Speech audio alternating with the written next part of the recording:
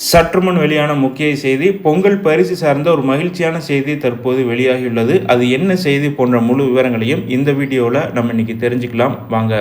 பொங்கல் பண்டிகைக்கு இன்னும் சில நாட்களே உள்ள நிலையில் தமிழர்களின் பாரம்பரியமான இந்த பொங்கல் திருவிழாவானது வெகு விமர்சையாக கொண்டாடப்பட உள்ளது.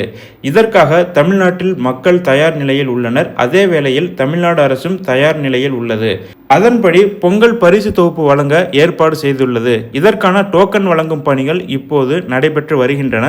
தமிழ்நாடு அரசு பொங்கல் பண்டிகையை முன்னிட்டு பொதுமக்களுக்கு பொங்கல் பரிசு தொகுப்பை வழங்குவதாக அறிவித்துள்ளது.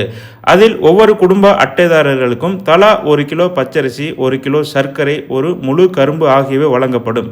இது தவிர இலவச வேட்டி சேலை வழங்கப்படுகிறது.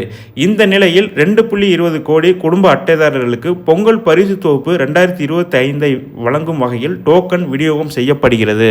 இதற்கிடையில் தற்போது புதிய ரேஷன் கார்டுக்கு விண்ணப்பித்தவர்களுக்கும் மகிழ்ச்சி செய்தி வெளியாகியுள்ளது. அதன்படி புதிதாக ரேஷன் கார்டு விண்ணப்பித்தவர்களுக்கு ரேஷன் கார்டு பொங்கல் பண்டிகைக்கு முன் விரைந்து கிடைத்திட தமிழக அரசு உத்தரவிட்டுள்ளது. இதனால் புதிதாக ரேஷன் கார்டு விண்ணப்பித்தவர்களுக்கும் பொங்கல் பரிசு கிடைக்கும் என்று கூறப்படுகிறது.